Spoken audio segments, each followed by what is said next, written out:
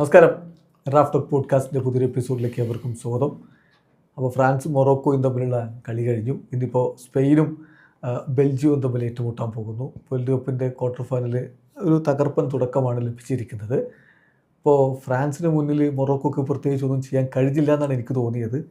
നമ്മോടൊപ്പം കളി വിലയിരുത്താൻ വേണ്ടി ഫുട്ബോൾ നിരീക്ഷകൻ ഷിഹാബ് സാറുണ്ട്. Welcome Shihab sir.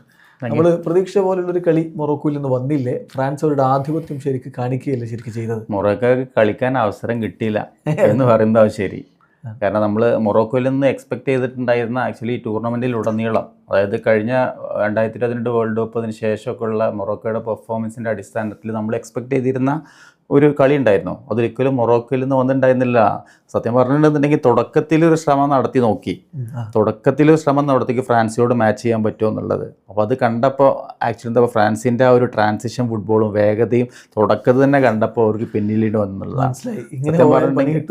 വന്നിട്ടുണ്ടെങ്കിൽ അതാണ്. അപ്പോൾ മൊറോക്കോയെ സംബന്ധിച്ചിടത്തോളം അവരുടെ ഒരു ഗോൾ, ഒരു ടാർഗറ്റ്, ഒരേ ഒരു ഷോട്ടാണ് ഓൺ ടാർഗറ്റിൽ വന്നിട്ടുണ്ടായിരുന്നത്. അതിന് വന്നിട്ടുള്ളത് 83ാമത്തെ മിനിറ്റിൽ ഫ്രാൻസ് 2 ഗോൾ അടിച്ച് ഒന്ന് റിലാക്സ് ആയിട്ട് സബ്സ്റ്റിറ്റ്യൂഷൻസ് ഒക്കെ കഴിഞ്ഞ ശേഷമാണ് യുനാഹി ഒരു ഫ്രീ കിക്കിലൂടെയാണ് ആ ഷോട്ട് വരുന്നത്. അപ്പോൾ ആക്ച്വലി അതിൽ നിന്ന് മനസ്സിലാക്കാം ആ 2 സൈഡിലുള്ള ക്വാളിറ്റിയിലുള്ള വ്യത്യാസം എന്നുള്ളതാണ്. കൃത്യമായിട്ട് അത് മനസ്സിലായി. മൊറോക്കോ ഫ്രാൻസിനെ വെള്ളം കുടിപ്പിക്കുന്നൊക്കെ ചിലരൊക്കെ നിരീക്ഷിച്ചു. നമ്മൾ ഇന്നലെ തന്നെ കൃത്യമായി പറഞ്ഞാണ്, ഷിഹാബ് സാർ ഇന്നലെ നമ്മുടെ പ്രിവ്യൂ വീഡിയോയിൽ തന്നെ പറഞ്ഞാണ്, ഫ്രാൻസിനോട് മാച്ച് ചെയ്യുക എന്നുള്ളത് മൊറോക്കോക്ക് ബുദ്ധിമുട്ടായിരിക്കും, ഫ്രാൻസിന് തന്നെയാണ് മുൻതൂക്കം എന്നുള്ളത്. അത് തന്നെയാണ് നമ്മൾ കളിക്കളത്തിൽ കണ്ടതും. പിന്നെ വിവാദങ്ങളും ഒക്കെ എന്തായാലും സ്വാഭാവികമായിട്ടുണ്ട്. എംബാപ്പെ ഡൈവ് ചെയ്തു എന്നാണ് അപ്പോൾ പറയുന്നത്. ആ പെനാൽറ്റി അല്ല എന്ന് പറയുന്നവരുണ്ട്. അതോടൊപ്പം തന്നെ ആ ഒരു പെനാൽറ്റി കൊടുത്തതിൻ്റെ ഒരു ബിൽഡപ്പിൽ, അല്ല ഗോളിൻ്റെ ബിൽഡപ്പിൽ ആ ഒരു റാബിയോട്ടിൻ്റെ ഹാൻഡിൻ്റെ ഒരു വിഷയമുണ്ട്. അപ്പോൾ അതിലേക്ക് നമ്മൾ പോകുമ്പം ഇപ്പോൾ റഫറിമാർ ഇപ്പോൾ അർജൻറ്റീനയെ മാത്രമല്ല അല്ലേ, ഫ്രാൻസിനും കുറേ സഹായം കൊടുക്കും. നമ്മൾ ഇന്നലെ പറഞ്ഞ സംഭവമാണ്. അപ്പോൾ അർജന്റീനൻ ഒഫീഷ്യൽസ്, റഫറീസ് ഇപ്പോൾ ഫ്രാൻസിന്റെ കളി നിയന്ത്രിക്കാൻ വന്നു എന്ന് വിചാരിച്ചിട്ട്, അപ്പോൾ അതിൽ യാതൊരു യുക്തിക്ക് നിരക്കുന്ന സംഭവമല്ല. അപ്പോൾ പറയുന്നുണ്ട് ഫിഫ പ്രസിഡന്റിന് പോലും ഈ ഒരു ഇങ്ങനത്തെ കാര്യങ്ങളിൽ ഇടപെടാൻ കഴിയില്ല എന്നുള്ളതാണ് ഇന്നലെ കൊളീന പറഞ്ഞിട്ടുണ്ടായിരുന്നു. അപ്പോൾ അത് ശരിക്കും അവിടെ ഒരു ഇപ്പം ഈ എംബാപ്പയുടേത് പെനാൽറ്റി ആയിരുന്നോ, കൃത്യമായി ടച്ച് ഉണ്ടായിരുന്നോ എന്നുള്ളൊരു സംശയം. എംബാപ്പയോട് കോൺടാക്ട് ഉണ്ട്, ചെറിയ കോൺടാക്ട് ഉണ്ട്. പക്ഷേ എംബാപ്പയ്ക്ക് ഒരു പ്രവണത ടെൻഡൻസി ഉണ്ട്, പൊതുവേ ഒരു ഡൈവിങ്ങിന്റെ ഒരു ടെൻഡൻസി ഉണ്ടാവാറുണ്ട്. കാരണം എങ്ങനെ അറിയാം ഫൗൾസ് ഒക്കെ എങ്ങനെ ഫ്രീ വാങ്ങിയെടുക്കാൻ അറിയാം എന്നുള്ള അറിയാം. ക്രിസ്ത്യാനോക്കൊക്കെ അറിയാവുന്ന പോലെ എങ്ങനത്തെ ഉണ്ടായിരുന്നു. ടൈമിൽ തുടക്കത്തിലൊന്നും അറിയുണ്ടായിരുന്നു ഈ സംഭവം. ഇവര് പറയുകയാണെന്നുണ്ടെങ്കിൽ കേട്ടോ, മെസ്സി എന്നുണ്ടെങ്കിൽ തുടക്കത്തിലൊക്കെ ഫൗൾ ചെയ്യപ്പെട്ടാൽ എണീറ്റിട്ടൊക്കെ ആക്ച്വലി ഓടുന്ന ഒരു പ്ലെയർ ആയിരുന്നു പൊതുവെ. പക്ഷെ പിന്നെ മനസ്സിലായി, നമ്മൾ ഈ പ്രൊഫഷണൽ ലൈഫിൽ മനസ്സിലായി ഇതിന്റെ ഒരു ആവശ്യകത. റഫറിമാർ പലപ്പോഴും ഒരു വിസിൽ അടിക്കണം എന്നുണ്ടെങ്കിൽ, ഫ്രീ കിക്ക് കിട്ടണം എന്നുണ്ടെങ്കിലൊക്കെ എക്സാജറേറ്റ് ചെയ്യണമെങ്കിൽ, അപ്പൊ ആ രീതിയിൽ കോൺടാക്ട് ഇല്ലെന്ന് പറയാൻ പറ്റില്ല. നമുക്ക് റീപ്ലേയിൽ നിന്ന് വ്യക്തമാണ് ചെറിയ രീതിയിൽ കോൺടാക്ട് ഉണ്ട് എന്നുള്ളതാണ്. പക്ഷെ അത് അദ്ദേഹം വീഴുമ്പോഴല്ലേ കോൺടാക്ട് എന്നുള്ളത് സംശയമാണ് പലരും ഉന്നയിക്കുന്നത്. ഏതായാലും അത് പെനാൽറ്റി ഗോളായില്ല, ഒരു പുവർ ഷോട്ടായിരുന്നു. അത് എനിക്ക് തോന്നുന്നു അത് ഒരു ഡിസ്ട്രാക്റ്റഡ് ഒരു എന്താ സിറ്റുവേഷനിലാണ്. നമ്മൾ 2 മിനിറ്റോടെ ഫോക്കസ്ഡ് ആയതില്ല. ഇവിടെ സത്യം പറഞ്ഞാൽ എനിക്ക് തോന്നിയിട്ടുണ്ട് ക്രിസ്ത്യാനോ റൊണാൾഡോ എന്ന് പറഞ്ഞ ഇങ്ങനത്തെ കേസിലൊക്കെ വളരെ ഫോക്കസ്ഡാ. പെനാൽറ്റി എടുക്കുകയാണെങ്കിൽ ഇങ്ങനത്തെ ഫ്രീ കിക്ക് വരുമ്പോ ഇന്നൊരു തമാശ കമന്റ് ഞാൻ കണ്ടു, ക്രിസ്ത്യാനോ ആയിരുന്നു ഈ ഗോളി എത്തും മുമ്പേ പന്ത് വലയിൽ എത്തിയിട്ടുണ്ടാവും. ഇവരൊക്കെ ക്രിസ്ത്യാനോയെ കണ്ടു പഠിക്കണം ഇങ്ങനത്തെ കാര്യങ്ങളിലൊക്കെ. അപ്പൊ പെട്ടെന്ന് വെച്ചെങ്കിൽ ഒന്ന് ഫോക്കസ് പോയി, ആ ഒരു മൂഡ് സിംഗ് അവിടെ വന്നു എന്നുള്ളതാണ്. അതാണ്. മാത്രമല്ല ഒരു നെയ്മർ അനുകരണം ഉണ്ടായോ ആ ഒരു അങ്ങനെ വന്ന് കിക്ക് എടുക്കുന്ന ഒരു രീതിയിൽ? ചില സുഹൃത്തുക്കൾ അങ്ങനെ അഭിപ്രായം പറയുന്നു. എംബാപ്പ ഇങ്ങനെ ഒരു വളരെ പൂറായ രീതിയിൽ പെനാൽറ്റി കിക്ക് എടുക്കുന്ന ഞാൻ കണ്ടിട്ടില്ല. വെച്ചെങ്കിൽ ഒരു കോർണർ കൂടിയല്ല, ഒരു പ്ലേസ്മെന്റ് ആണെങ്കിൽ പോലും ഏതെങ്കിലും ഒരു കോർണറിലേക്ക് പോകേണ്ടത്, പോകാതെ ഗോളിന്റെ നേരെ കയ്യിലേക്ക് വളരെ പൂറായിട്ടുള്ള ഷോട്ട് അത് യാസിം ബോനെ പോലുള്ള ഒരു ഗോൾ കീപ്പർ ചെയ്യാൻ അത് മതിയാവുമായിരുന്നില്ല. അതെ. പിന്നെ മറ്റൊരു കാര്യമുള്ളത് 15 പെനാൽറ്റികൾ കൺസിക്യൂട്ടീവായിട്ട് ഗോളാക്കിയിട്ടുള്ള ഒരു നല്ല സ്ട്രീക്കിൽ നിൽക്കുന്ന സമയത്താണ് എംബാപ്പയ്ക്ക് ഇത് പറ്റുന്നതെന്നുള്ളതാണ്. എന്തായാലും അത് ഗോളായില്ല. അപ്പോൾ മെസ്സി പെനാൽറ്റി ഗോളാക്കാത്ത കളിയിൽ പിന്നെ മെസ്സി ഗോളടിക്കുന്ന കാണും. അതേപോലെ എംബാപ്പെ പിന്നെ ഗോളടിക്കുന്ന കാഴ്ച. പക്ഷേ സംഗതി എന്തൊക്കെയാണെങ്കിലും ഹാഫ് ടൈം വരെ ഗോൾ രഹിതമായിട്ട് പിടിച്ചു നിന്നു മൊറോക്കോ എന്നുള്ളതാണ്. ഫസ്റ്റ് ഹാഫ് നമ്മൾ എങ്ങനെ വിലയിരുത്തും? എപ്പോൾ ഗോൾ വീഴുന്നുണ്ടായിരുന്നുള്ളൂ. കാരണം ഞാൻ പറഞ്ഞില്ല, ഇപ്പൊ തുടക്കത്തിൽ മൊറോക്കോ ഒരു അറ്റംപ്റ്റ് നടത്തി ഫ്രാൻസിന്റെ കളിക്കനുസരിച്ച്. ആക്ച്വലി എന്താ പറയുക, പ്രീവിയസ് എക്സ്പീരിയൻസ് ഒരു പക്ഷേ സെമി ഫൈനലിൽ കഴിഞ്ഞ 2022 കളിച്ചതും ഒക്കെ ഉണ്ടായിരുന്നു. ഒരു പക്ഷെ അവരെ മാച്ച് ചെയ്യാൻ പറ്റും, ഒന്ന് പൊസസ് ചെയ്തെടുക്കുക, എന്താ പറയുക, അവരൊന്ന് ചെയ്യാൻ പറ്റുമോ നോക്കി തുടക്കത്തിൽ ഒരു 5 to 10 minutes എന്ന് തോന്നി. പക്ഷേ വളരെ പെട്ടെന്നുള്ള ഈ ഫ്രാൻസിന്റെ പ്രത്യേകത എന്ന് പറഞ്ഞാൽ അവരുടെ ക്വിക്കായിട്ടുള്ള ട്രാൻസിഷനാണ്, ഫുട്ബോളാണ്. എത്ര പെട്ടെന്ന് ഒരു 3-4 പാസ് കൊണ്ട് അവിടുത്തെ ബോക്സിൽ എത്തി എന്നുള്ളതാണ്. എത്ര പെട്ടെന്നാണ്. അപ്പോൾ അവർക്ക് മനസ്സിലായി, എന്താ പറയുക, 1-2 3-4 പേര് അപ്പുറത്ത് ഒരേപോലെ നിൽക്കുകയാണ്. ഒരു ഭാഗത്ത് എന്താ പറയുക എംബാപ്പെ, അതേപോലെ തന്നെ ഡെംബലെ, പിന്നെ അതേപോലെ തന്നെ ഡെസേർഡു, പിന്നെ ഒലീസ് അതേപോലെ സെൻട്രലായിട്ട്. അപ്പോൾ ഇങ്ങനെയുള്ളൊരു മാരകമായിട്ടുള്ളൊരു ആക്രമണത്തിൽ എങ്ങനെ ചേർത്ത് നിൽക്കുള്ളതാണ് ഈ വേൾഡ് കപ്പിൽ ഉയരുന്ന പ്രധാനപ്പെട്ട ചോദ്യം തന്നെയാണ്. ഈ ഫ്രഞ്ച് പടയെ ആര് പിടിച്ചു കെട്ടും എന്നുള്ളത് തന്നെയാണ്. ഈ 4 സംഘത്തെ മിസൈൽ ആക്രമണ നിരയെ ആര് തടയുന്നുള്ളതാണ്. ആകെ പരാഗ്യാണ് അവരുടെ ആ ഒരു ഡേർട്ടി ടാക്ടിക്സ് കൊണ്ട് അത് അതെ അത് അവരുടെ ഒരു ഡേർട്ടി ഗെയിം എന്നൊക്കെ പറയാം. പക്ഷെ അതും ഫുട്ബോളിന്റെ ഭാഗമാണ്. ഈ ടീമിനെതിരെ പിടിച്ചേക്കാതെ മാർഗുള്ളൂ എന്നുള്ളത് കൊണ്ട് അവർ ചെയ്തതാവണം. പിന്നെ രണ്ടാം പകുതിയിലാണ് ഗോളുകൾ വരുന്നത്. എംബാപ്പയുടെ ഗോള് അതൊരു സൂപ്പർ ഇങ്ങനെ കയറി ആയിട്ട് വലയിലേക്ക് കയറിയ ഒരു ഷോട്ടാണ്. അപ്പോൾ അതിൽ റാബിയോട്ടിന്റെ കൈ തട്ടിയത് എന്തുകൊണ്ടാണ് റഫറി ഫൗള് കൊടുക്കാതിരുന്നിട്ടുണ്ടാവുക? ആ ബിൽഡപ്പിൽ ഒരു ഫൗൾ ഉണ്ടായിരുന്നല്ലോ ശരിക്കും. ബിൽഡപ്പ് ഫൗള് ഹാൻഡ് ഉണ്ടോ എന്നുള്ളത് വ്യക്തമായിരുന്നില്ല. ഞാൻ റീപ്ലേയിൽ നിന്ന് ഞാൻ നോക്കി സംഭവം ശരി, എനിക്ക് അത് അങ്ങനത്തെ വ്യക്തമായിട്ടുള്ളൊരു ഫൗളൊന്നും കാണാം. അവിടെ ഒരു എന്താ പറയുക, ഒരു രീതിയിലുള്ള ഒരു കോൺഫ്ലിക്റ്റ് പോലെ അവിടെ കണ്ടു. പക്ഷെ അതിൽ വ്യക്തമായിട്ടുള്ളൊരു ഫൗൾ ഉണ്ടോ എന്നുള്ളത് കാണാൻ പറ്റില്ല. ഹെഡ് ചെയ്തിട്ടാണല്ലോ കൊടുക്കുന്നത്, ബോൾ ഹെഡ് ചെയ്ത് കൊടുക്കുന്നത്. അപ്പം അതിൽ ഹാൻഡ് ബോൾ ഉള്ളത് വ്യക്തമായിട്ട് എനിക്ക് കാണാൻ പറ്റില്ല എന്നുള്ളതാണ്. എനിവേ നമ്മളെ ബോള് കിട്ടിയതിന് ശേഷം എംബാപ്പ നല്ല രീതിയിൽ ഫിനിഷ് ചെയ്തിട്ടുള്ളത്, നല്ലൊരു 1-1 ഗോൾ തന്നെയായിരുന്നു. അതിൽ പറയുന്നത് അത് മറ്റൊരു സീക്വൻസിലാണ് ആ ഒരു ഹാൻഡ് വരുന്നത്. അതുകൊണ്ട് ഗോളിന് അത് അന്നലയില്ല എന്നുള്ള രൂപത്തിലാണ് ചില എക്സ്പേർട്ടുകൾ, റഫറിങ് എക്സ്പേർട്ടുകൾ പറഞ്ഞിട്ടുള്ളത്. രണ്ടാമത്തെ ഗോള് ഡെംബലയുടെ ഗോള്, അതൊരു 6 മിനിറ്റിനുള്ളിൽ അടുത്ത ഗോളും വന്നു. അതും വളരെ മികച്ച ഒരു നീക്കത്തിൽ നിന്ന് പിറന്നിട്ടുള്ളൊരു ഗോളാണ്. എന്ത് പറയുന്നത് അതിനെ? ഒരു സോളോ അറ്റംപ്റ്റും നല്ലൊരു സ്പേസോടെ കണ്ടെത്തി എന്നുള്ളതാണ്. ആ മൊറോക്കോ ടീമിന്റെ എതിരെ എന്താ പറയുക, ആ ലൈന് അവരുടെ ഡിഫൻസ് ലൈനെതിരെ സ്പേസ് കണ്ടെത്തുന്നെങ്കിൽ വളരെ അപൂർവമാണ്. അപ്പോൾ നല്ലൊരു കൃത്യമായിട്ടുള്ള ഒരു വളരെ പെർഫെക്റ്റ് ആയിട്ടുള്ള ഷോട്ടിലെ ഡംബലെ ഗോൾ അടിച്ചത്. അപ്പോൾ അതൊരു സൂപ്പർ ഗോളായിരുന്നു. പിന്നെ പ്രത്യേകിച്ചൊന്നും ചെയ്യാണ്ടായിരുന്നില്ല. പിന്നെ എംബാപ്പയ്ക്ക് പരിക്കിൻ്റെ ചില ആശങ്കകൾ അവസാനം അദ്ദേഹത്തെ പിൻവലിക്കുമ്പോൾ ആ ഒരു പ്രശ്നമുണ്ട്. ഒരു നോക്ക്, ഇസാ ദിയോപ്പിന് ഒരു നോക്ക് കിട്ടി, അത് ആംഗിളിനാണെന്നുള്ളതാണ് പ്രശ്നം. കാരണം ആ ആംഗിള് കുറച്ച് കാലമായിട്ട് എംബാപ്പയ്ക്ക് പ്രശ്നമുള്ളതാണ്. അവിടെ പരിക്ക് ഇങ്ങനെ റിക്കർ ചെയ്യുന്ന ഒരു ആംഗിളാണ്. സോ അത് പ്രശ്നമാവില്ല എന്ന് കരുതാം. പക്ഷേ വളരെ കോഷ്യസ് ആണ് ഫ്രഞ്ച് ടീമിൻ്റെ മെഡിക്കൽ ഡിപ്പാർട്ട്മെൻറ്റ് എന്നുള്ള വിവരങ്ങൾ ഫബ്രീസ് ഹോക്കിൻസിനെ പോലുള്ളവർ പങ്കുവെക്കുന്നുണ്ട്. അത് നമുക്ക് വഴിയെ അറിയാം എന്ത് പറ്റും എന്നുള്ളത്. എംബാപ്പെ പക്ഷേ കളിക്ക് ശേഷം പറഞ്ഞത് അദ്ദേഹം ഓക്കെയാണ്, പ്രശ്നങ്ങളൊന്നുമില്ല എന്നുള്ളത് തന്നെയാണ്. 2-0 വിജയം, ഫ്രാൻസ് ഗംഭീരമായിട്ട് സെമി ഫൈനലിലേക്ക് കടക്കുന്നു. അപ്പോൾ ഞാൻ ഒരു ഇമാജിനറി ക്വസ്റ്റ്യൻ ചോദിക്കുകയാണ്. മറുഭാഗത്തു കൂടി അർജൻറ്റീനയും ഫൈനലിലെത്തിയെന്ന് കരുതുക. ഈ 2022 പോലെയല്ല, ഈ ഫ്രഞ്ച് ടീമിനോട് ഇപ്പോഴത്തെ അവസ്ഥയിൽ പിടിച്ചു നിൽക്കാൻ കഴിയുമോ അർജൻറ്റീനയ്ക്ക്?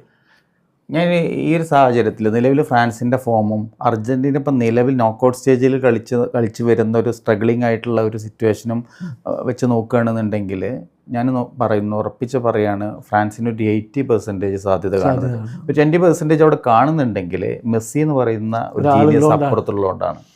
അതൊരു പക്ഷേ എന്തു ചെയ്യാൻ പറ്റുന്ന ഒരു പ്ലെയറാണ്. ഒരു ഇൻഡിവിജ്വൽ ആയിട്ടുള്ള ഒരു മൊമെന്റ് ഓഫ് മാജിക് മതി അവിടെ. അപ്പോൾ അങ്ങനത്തെ ഉള്ള ഒരു പ്ലെയർ അപ്പുറത്തുള്ളതുകൊണ്ട് മാത്രം അർജന്റീനക്ക്, അല്ലാതെ നമ്മൾ ഈ നോക്കൗട്ട് സ്റ്റേജുകളിൽ അർജന്റീന ഇപ്പം നിലവിൽ കളിച്ചുകൊണ്ടിരിക്കുന്ന വളരെ സ്ട്രഗ്ലിംഗ് ആയിട്ടുള്ളൊരു ഫുട്ബോളാണ് എന്നുള്ളത് കൊണ്ട്. അതായത് ഇപ്പോഴത്തെ അവസ്ഥയിൽ സാറ് പറഞ്ഞ അനുസരിച്ച് അർജന്റീന ടീമും ഫ്രഞ്ച് ടീമും തമ്മിൽ ഒരു താരതമ്യമേ അർഹിക്കുന്നില്ല. അതല്ലേ? അതാണ്. പക്ഷെ മെസ്സി ഉണ്ട് എന്നുള്ളത് കൊണ്ടാണ് അർജന്റീനക്ക് ഒരു സാധ്യത നമ്മൾ കൊടുക്കുന്നത്. ഇതൊരു യാഥാർത്ഥ്യമാണ്. ഇതിപ്പോൾ കളി കാണുന്ന എല്ലാവർക്കും മനസ്സിലാക്കാവുന്ന ഒരു യാഥാർത്ഥ്യമാണ്. പക്ഷെ അതുകൊണ്ട് ഇപ്പോൾ അർജന്റീനയും ഫ്രാൻസും കളിച്ചാൽ ഫ്രാൻസേ ജയിക്കും എന്നല്ല പറഞ്ഞത്. സാധ്യത അപ്പുറത്ത് മെസ്സി ഉള്ളത് കൊണ്ട് അങ്ങോട്ടേക്ക് മാറും. എന്തും സംഭവിക്കും. അതാണ്, നോക്കൗട്ട് മാച്ചുകളാകുമ്പോൾ എന്തും സംഭവിക്കുകയും ചെയ്യും. ഇനി ഇന്നത്തെ കളിയിലേക്ക് വരുമ്പോൾ ഫ്രാൻസിൻ്റെ എതിരാളികൾ സെമിയിൽ ആരാവും എന്ന് തീരുമാനിക്കാനുള്ള കളിയാണ്. സ്പെയിൻ വേഴ്സസ് ബെൽജിയം പോരാട്ടം. തീർച്ചയായിട്ടും സ്പെയിനെ സംബന്ധിച്ചിടത്തോളം ഒറ്റ ഗോളും വഴങ്ങിയിട്ടില്ല എന്നുള്ളതാണ്. അത് പൊട്ടിക്കാൻ ബെൽജിയത്തിനെ കൊണ്ടാവുമെന്ന് കരുതുന്നുണ്ട്. സ്പെയിനിൻ്റെ ഇതുവരെ കളിച്ചിട്ടുള്ള 5 കളികൾ കളിച്ചു. 5 കളികൾ കളിച്ചിട്ട് 9 ഗോളുകളാണ് അടിച്ചിട്ടുള്ളത്. ഒരു ഗോൾ. അതിൽ സ്പെയിനിൻ്റെ ഡിഫൻസുമായി ബന്ധപ്പെട്ട സ്പെഷ്യാലിറ്റി എന്ന് പറയുന്നത് ഒരു ക്വാളിറ്റി അറ്റാക്ക് പോലും സ്പെയിൻ ഇടവരുത്തിയിട്ടില്ല എന്നുള്ളതാണ്. അതായത് ഗോളെന്ന് ഉറക്കുന്ന രീതിയിലുള്ള ഷോട്ടുകൾ, കൺസീഡ് ചെയ്യുന്ന തരത്തിലുള്ള ഷോട്ടുകൾ പോലും ഡിഫെൻഡ് ചെയ്തിട്ടുള്ള സ്പെയിനിൻ്റെ ഒരു വിജയമാണ്. അപ്പോൾ അത്രയും വളരെ എന്താ പറയുക സക്സസ്ഫുൾ ആണ് അവർ ഡിഫെൻസ് എന്ന് കാണിക്കുന്ന തരത്തിലാണ്. അപ്പോൾ പൊസിഷണൽ പൊസിഷൻ മാത്രമല്ല, ഈ രീതിയിൽ ഡിഫെൻസിലും വളരെ നല്ല രീതിയിൽ കളിക്കാൻ പറ്റുന്നത് തെളിയിച്ചുകൊണ്ടിരിക്കുകയാണ് സ്പെയിൻ ടൂർണമെൻറ്റിൽ എന്നുള്ളതാണ്. അപ്പോൾ അതുകൊണ്ട് തന്നെ അത് പൊളിക്കാൻ നല്ല ബുദ്ധിമുട്ടായിരിക്കും. ഐമറിക് ലാപ്പോർട്ടും പാവു കുബാർസിയും ചേർന്നുള്ള സെൻറ്റർ ബാക്കുമാരുടെ റോള്, അതുപോലെ തന്നെ കുക്കറയും പിന്നെ പോറോയും, കഴിഞ്ഞ കളിയിലും പോറോ തന്നെയാണ് കളിച്ചത്, പോറോയും ചേർന്നിട്ടുള്ള അവരുടെ വിങ് ബാക്കുമാർ കൂടെ റോഡ്രിയുടെ ഒരു സഹായം കൂടി ചേരുമ്പോൾ പൊളിക്കാൻ പറ്റാത്ത കോട്ടയായിട്ട് അങ്ങനെ നിലനിൽക്കുകയാണ്. എന്നാൽ മറുഭാഗത്ത് ഇന്ന് അത് പൊളിക്കുമോ നമ്മുടെ ബെൽജിയം എന്നുള്ളതാണ് പ്രധാനപ്പെട്ട ചോദ്യം. ബെൽജിയത്തിൻ്റെ ഒരു കളി എന്ന് പറഞ്ഞാൽ തുടക്കത്തിലെ കളികളല്ല ഇപ്പോൾ അവർ കളിക്കുന്നത്, ഇപ്പോൾ നന്നായിട്ട് ഇവോൾവ് ചെയ്തിട്ടുണ്ട്. അതുകൊണ്ട് നല്ലൊരു മാച്ച് കാണാൻ പറ്റൂലേ?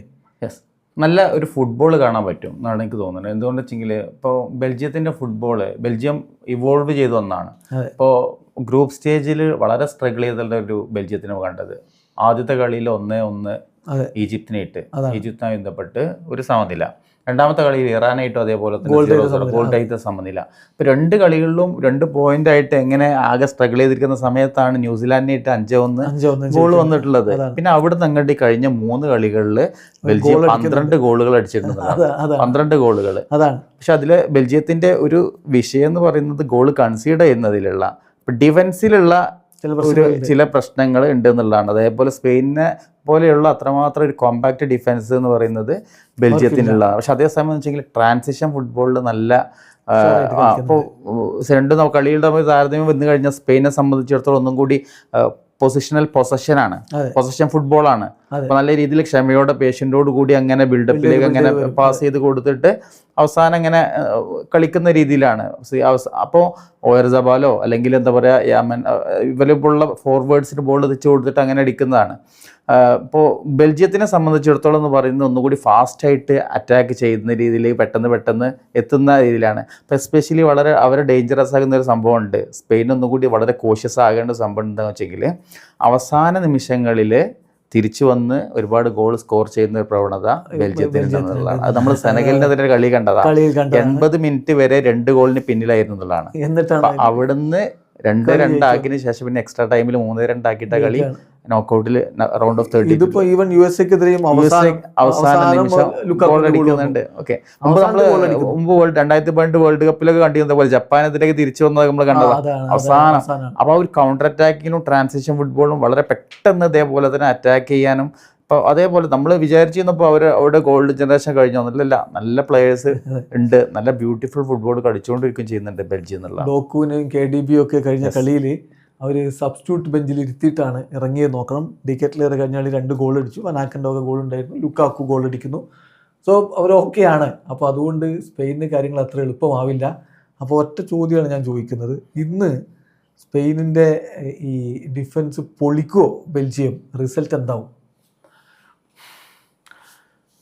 സ്പെയിനിൻ്റെ നിലവിലെ കളി വെച്ച് നോക്കണമെങ്കിൽ മാക്സിമം സ്പെയിന് ശ്രമിക്കുക ആ ഒരു സ്ട്രീക്ക് കണ്ടിന്യൂ ചെയ്യാനാണ്. അതെ, 6 കൺസിക്യൂട്ടീവ് കളികളിൽ വെച്ചെങ്കിൽ ക്ലീൻ ഷീറ്റിലാണ് സ്പെയിൻ ഉള്ളത്. അപ്പോൾ ആ രീതിയിൽ തന്നെ ഗോള് വഴങ്ങാൻ സാധ്യത വളരെ കുറവാണെന്ന് എനിക്ക് തോന്നുന്നത്. അതേസമയം സ്പെയിന് ഗോൾ അടിക്കുന്ന കാര്യം ഇതേപോലെ തന്നെ എത്രത്തോളം വരും നമുക്ക് പറയാൻ പറ്റില്ല. ഒരു 1-2 ഗോളിനൊക്കെ ചിലപ്പോൾ സ്പെയിൻ ജയിക്കുന്ന എനിക്ക് തോന്നുന്നത്. അപ്പോൾ സ്പെയിനാണ് സാറ് ഒരു പ്രഡിക്ഷൻ പറയുന്നത്. സോ അങ്ങനെയെങ്കിൽ സ്പെയിനും ഫ്രാൻസും തമ്മിലുള്ള ഒരു സെമി ഫൈനൽ നമ്മളെ കാത്തിരിക്കും. ഫൈനലിന് മുമ്പുള്ള ഫൈനലായിരിക്കും. അതെ. ഓൾറെഡി ഇപ്പോൾ സ്പെയിനെ സംബന്ധിച്ചിടത്തോളം പോർച്ചുഗലിനെ അവർ നേരിട്ട് കഴിഞ്ഞു. ഇനിയിപ്പോൾ സ്പെയിൻ ബെൽജിയത്തെ നേരിടുന്നു, ഇനി ഫ്രാൻസിനെ നേരിടുന്നു. ഒരു ടഫ് റോഡാണ് ഇപ്പുറത്തുള്ളത്. ടഫ് റോഡാണ്. ഇപ്പം ഞാൻ പറയുന്നപ്പോൾ ഫ്രാൻസിനെതിരെ നിലവിലിപ്പോൾ സാധ്യത കൽപ്പിക്കാവുന്ന ഒരേ ഒരു ടീം നിലവിൽ സ്പെയിനാണ്. നിലവിന് അത് തന്നെ ആക്ച്വലി എന്താ പറയുക, നമ്മൾ ഫ്രാൻസിനായിട്ട് നമ്മൾ അതൊരു 40-60 സാധ്യത ഞാൻ കാണുന്നുള്ളൂ ഈ ഫ്രാൻസിൻ്റെ ടീമിൻ്റെ അതിന് വെച്ചിട്ടുള്ളത്. സ്പെയിൻ യൂറോപ്യൻ ചാമ്പ്യൻസ് ആണ്. ഇപ്പോൾ ഗോളൊന്നും കൺസീഡ് ചെയ്തിട്ടില്ല, നല്ല ഫോമിലാണെന്നൊക്കെ പറയാം. പക്ഷേ ഇപ്പോൾ പറയുമ്പോൾ നമ്മൾ ഈ ഫ്രാൻസിൻ്റെ ഈ ഒരു സ്ക്വാഡ്, ഈ കളി അവരുടെ വെച്ച് നോക്കുമ്പോൾ ഫ്രാൻസിനാണ് ഏറ്റവും കൂടുതൽ. പിന്നെ കുറച്ച് സാധ്യത ഉള്ളത് പിന്നെ ഇംഗ്ലണ്ടിന് എങ്ങനെയാണ് പെർഫോം ചെയ്യുന്നത് നമുക്ക് പറയാൻ പറ്റില്ല എന്നുള്ളതാണ്. അപ്പോൾ ഇതൊരു വല്ലാത്ത കളിയാണ് ഇപ്പോൾ ഫ്രാൻസ് കളിച്ചുകൊണ്ടിരിക്കുന്നത് എന്നുള്ളൊരു യാഥാർത്ഥ്യമാണ്. അത് സ്പെയിന് പോലും ഇപ്പോൾ പിടിച്ചേക്കാൻ ഒരൽപ്പം പാടായിരിക്കും അവരോടെന്നുള്ളതാണ്. പിന്നെ ലാമീൻ ജമാലിനെ പോലെയുള്ളൊരു മജീഷ്യനപ്പുറത്തുള്ളത് കൊണ്ട് നമ്മൾ മെസ്സിയെ പോലെ പറയുന്ന പോലെ എന്തും ചിലപ്പോൾ ചെയ്തു കളയും എന്നുള്ളത് വേറൊരു കാര്യം. പിന്നെ എംബാപ്പയുടെ കാര്യം കൂടി നമ്മളൊന്ന് സ്പെഷ്യൽ മെൻഷൻ ചെയ്ത് പോകണം തോന്നുന്നു. കാരണം 8 ഗോളായി 8 ഗോളായി എന്ന് പറഞ്ഞാൽ ആള് വെറും 3ാമത്തെ മാത്രം വേൾഡ് കപ്പാണ്. ആദ്യ വേൾഡ് കപ്പിൽ 4 ഗോളുകൾ, 2ാമത്തെ വേൾഡ് കപ്പിൽ 8 ഗോളുകൾ, 3ാമത്തെ വേൾഡ് കപ്പിൽ ഇപ്പോൾ ഓൾറെഡി 8 ഗോളുകളായി. 2 വേൾഡ് കപ്പുകളിൽ 8 ഗോളുകൾ അല്ലെങ്കിൽ 8 അതിലധികമോ ഗോൾ അടിച്ച ചരിത്രത്തിലെ ആദ്യത്തെ താരം എന്ന രൂപത്തിലേക്ക് കൂടി എംബാപ്പെ മാറിയിട്ടുണ്ട്. അപ്പോൾ എംബാപ്പെ എന്ന് പറഞ്ഞാൽ വേൾഡ് കപ്പിൽ ഇപ്പം എല്ലാ റെക്കോർഡിലും ഗോൾ അടിയുടെ റെക്കോർഡുകളൊക്കെ ഇപ്പോൾ തൽക്കാലം ഈ വേൾഡ് കപ്പിൽ മെസ്സി കൊണ്ടുപോയാലും എല്ലാ റെക്കോർഡുകളും ആൾ തകർത്തെറിയാൻ സാധ്യതയില്ലേ ഭാവിയിൽ? കാരണം ചെറിയ പ്രായമാണ്. യെസ്, എംബാപ്പയുടെ ഒക്കെ ഒരു പ്രത്യേകത എന്ന് വെച്ചെങ്കിൽ നമ്മളിപ്പോൾ ക്രിസ്ത്യാനോ വേൾഡ് കപ്പിൽ നമ്മൾ നോക്കുകയാണെന്നുണ്ടെങ്കിൽ പെർഫോമൻസ് വളരെ പത്തറ്റിക്കാം. അതെ, അതേപോലെ തന്നെ നമ്മളൊരു വിങ്ങർ അല്ലെങ്കിൽ ആ രീതിയിൽ കളിക്കുന്ന ആളല്ലേ. എംബാപ്പയെ വ്യത്യസ്തനാക്കുന്നത് മുപ്പര് കളി ഉണ്ടാക്കി ഗോൾ അടിക്കുന്ന ആൾ തന്നെയാണ്. അപ്പോൾ വെറും നമ്മളൊരു സ്ട്രൈക്കർ എന്നുള്ള രീതിയിൽ മാത്രം എംബാപ്പയെ കാണാൻ പറ്റില്ല എന്നുള്ളതാണ്. ഓക്കെ, അപ്പൊ അതാണ് ഒരു വ്യത്യാസം എന്ന് പറയുന്നത്. അതിന്റെ റിസൾട്ടും ഗോൾ അടിക്കുക. ഈ കളിയിൽ തന്നെ 8 ഗോൾ അടിച്ചെങ്കിൽ 2 അസിസ്റ്റ് ഉണ്ട്. അതേപോലെ തന്നെ ഒന്നുകൂടി ഗോളുകൾ പെട്ടെന്ന് സോളോ അറ്റംപ്റ്റുകളൊക്കെ നടത്തി ഗോളിലേക്ക് എത്തിക്കാനും ഷോട്ടുകൾ ഉതിർക്കാനൊക്കെ ബോക്സിന് പുറത്തുനിന്നൊക്കെ അടിക്കുന്നുണ്ടെന്നുള്ളതാണ്. അപ്പൊ എനിക്ക് തോന്നുന്നു ക്രിസ്ത്യാനോ എന്ന് പറഞ്ഞാൽ ഇങ്ങനത്തെ ഒരു പ്രതിഭ എന്തുകൊണ്ടാണ് ഇപ്പോൾ വേൾഡ് കപ്പിൽ ഇങ്ങനെ ഒരു ചെയ്യാതിരുന്നത് എന്നുള്ളത് ഞാൻ ആലോചിച്ചിട്ടുണ്ട്. കാരണം വെച്ചെങ്കിൽ നോക്കുകയാണെന്നുണ്ടെങ്കിൽ വളരെ കുറഞ്ഞ എണ്ണാണ്. ഇപ്പോൾ ഇൻഡിവിജ്വലി ഒന്നും കൂടി എന്താ പറയുക, ടീം ഇനിയിപ്പോൾ അങ്ങനെ ടീമില്ലെങ്കിൽ പോലും ഒരു പക്ഷേ ഒറ്റയ്ക്ക് ചുമലിലേറ്റാൻ കഴിയുന്ന രീതിയിലൊക്കെ മുന്നിട്ടിറങ്ങാൻ പറ്റാവുന്ന ആളായിരുന്നു. പക്ഷെ എന്തുകൊണ്ട് പറ്റില്ല എന്നുള്ളത് ഒരു ചോദ്യം. അതാണ്. പക്ഷേ ഇതിലിപ്പോൾ എംബാപ്പയുടെ കാര്യത്തിൽ ഇത് പറഞ്ഞു വന്നപ്പോൾ അങ്ങ് പറയുകയാണ്, നമ്മുടെ റൊണാൾഡോ ഫെനോമിനോ, റൊണാൾഡോ നസാരിയോ 2-3 ദിവസം മുമ്പ് പറഞ്ഞു, എംബാപ്പയുടെ കളി കാണുമ്പോൾ എൻ്റെ പീക്കിലുള്ള കളി അതാണ് ഞാൻ ശരിക്കും കാണുന്നത്, അതേപോലെയാണ് അവൻ കളിച്ചുകൊണ്ടിരിക്കുന്നത്. നമ്മൾ റൊണാൾഡോയുടെ കളി ഒരുപാട് ആസ്വദിച്ചിട്ടുള്ളവരാണ്. അങ്ങനെ ഒരു സിമിലാരിറ്റി തോന്നുന്നുണ്ടോ? Ronaldo Nazario before injury especially explosive ആയിരുന്നു എന്നുള്ളതാണ്. അപ്പോൾ ഒരു ഡിഫെൻസീവ് ലൈൻസ് ഉണ്ടെങ്കിൽ പോലും അതിനൊക്കെ മറികടന്നിട്ടുള്ള ഒരു സ്പ്രിന്റ് ഉണ്ടായിരുന്നു. അത് ഏകദേശം അതിനെ അനുസ്മരിക്കുന്ന രീതിയിൽ തന്നെയാണ് എംബാപ്പെ കളിക്കുന്നത്. ഇപ്പോൾ എന്താ പറയുക, അത്രയും വേഗതയും അതേപോലെ ഷോട്ടുകളുടെ കൃത്യത ഒക്കെ നോക്കുകയാണെന്നുണ്ടെങ്കിൽ എനിക്ക് തോന്നുന്നു പക്ഷെ ഒന്നുകൂടി ക്ലിനിക്കലും ഇപ്പോൾ എന്ന് പറയുന്ന ഷോട്ടുകളുടെ കൃത്യത അക്യുറസി ഒക്കെ ഒന്നുകൂടി എംബാപ്പയൊക്കെ കൂടുതലാണ് തോന്നുന്നത്. അന്നത്തെ ഡിഫൻഡർമാർ എന്ന് പറഞ്ഞാൽ മാൽദീനി നെസ്റ്റ് ഒക്കെ നിൽക്കുന്ന ഡിഫൻസിനെയാണ് സിരിയയിൽ കീറി മുറിച്ചുകൊണ്ടിരുന്നത് എന്നുള്ളതാണ്. ബാഴ്സലോണയിൽ ഒറ്റ സീസണേ കളിച്ചുള്ളൂ. അത് അന്നത്തെ റെക്കോർഡാണ്. അന്നത്തെ റെക്കോർഡ് ഗോളുകളാണ് അവിടെ നേടിയത്. പിന്നെ പരിക്ക് പറ്റിയതിന് ശേഷമുള്ളതാണ് റയൽ മാഡ്രിഡിലെ കളിയൊക്കെ. എന്നിട്ടും ആള് ഗോൾ അടിച്ചു. 2002 വേൾഡ് കപ്പിലൊക്കെ 8 ഗോൾ അടിച്ച് ടോപ്പ് സ്കോറർ ആയതൊക്കെ പരിക്കിന് ശേഷമാണ്. ശരിക്കും 98 വേൾഡ് കപ്പൊക്കെയാണ് ഒറ്റയ്ക്ക് ചുമലിലേറ്റി ടീമിനെ കൊണ്ടുപോയ ഒരു കാലം. അപ്പം ഓൾമോസ്റ്റ് സിമിലർ ആണ് ഈ ബോളും കൊണ്ട് പോയിട്ട് ഗോൾ അടിക്കാൻ 1-on-1 സിറ്റുവേഷനിലൊക്കെ റൊണാൾഡോ നസാരിയോ വേറെ ലെവലായിരുന്നു. ഗോൾ കീപ്പറെ കൂടി മറികടന്ന് പോയി ഗോൾ അടിക്കാൻ ഒരു ഹോബിയായിരുന്നു. ഓൾമോസ്റ്റ് അതേപോലെയാണ് എംബാപ്പെ. ഒരു 1-on-1 എഫിഷ്യൻസിയാണ് അതിലെ പ്രത്യേകത. അവരൊക്കെ കളിക്കുന്നതിലുള്ള എഫിഷ്യൻസി, അനാവശ്യമായിട്ട് വേറെയുള്ള ഡ്രിബിളിങ്സ് സംഭവങ്ങളും കാര്യങ്ങളും കൊണ്ടുപോയിട്ട് ഇല്ല. അപ്പൊ എപ്പോഴും വെച്ചെങ്കിൽ അവരൊരു പർപ്പസ്ഫുൾ ആണ്, പർപ്പസ് ഉണ്ട് എന്നുള്ളതാണ്. അത് ഗോളിലേക്ക് എത്തുക, അതാണ് അവരൊക്കെ വ്യത്യസ്തമാക്കുക വെച്ചെങ്കിൽ അത് ഒരു ഗോളിലേക്ക് എത്തുക പെട്ടെന്ന്. ഇപ്പൊ ഫ്രാൻസിന്റെ ഫുട്ബോളിന്റെ സ്പെഷ്യാലിറ്റി തന്നെ ഞാൻ കാണുന്നത് അറിയോ, they are playing the most efficient football. അതാണ് ആ ഒരു കളി ജയിക്കാൻ വേണ്ടിയിട്ടുള്ള ഏറ്റവും പ്രായോഗികമായ രീതിയിലുള്ള ഫുട്ബോളാണ് അവർ കളിക്കുന്നത് എന്നുള്ളതാണ്. വെറുതെ കുറേ പാസ് കൊടുത്തിട്ട് ടൈം വേസ്റ്റ് ആകാതെ എത്ര പെട്ടെന്നാണ് അവരുടെ ഒരു ഫുട്ബോൾ എന്ന് പറഞ്ഞിട്ടുണ്ടെങ്കിൽ അതാണ് ഒരു മനോഹാരിത. അതാണ് തീർച്ചയായിട്ടും ദിദിയ ദശാം അദ്ദേഹത്തിൻ്റെ അവസാന അവസരമാണ് ഇനിയൊരു വേൾഡ് കപ്പ് കൂടി നേടാൻ. ഒരു പക്ഷേ ഇതിനുശേഷം അദ്ദേഹം സ്റ്റെപ്പ് ഡൗൺ ചെയ്യും എന്നാണ് പറയുന്നത്. അത് നേരത്തെ തീരുമാനിച്ചതുമാണ്. സോ വീണ്ടും ഒരു കപ്പ് കൊണ്ടുപോകുമ്പോൾ നമുക്ക് കാത്തിരുന്ന് കാണാം. ഏതായാലും കൂടുതൽ വിശകലനങ്ങളുമായിട്ട് നമുക്ക് അടുത്ത ദിവസം വീണ്ടും കാണാം.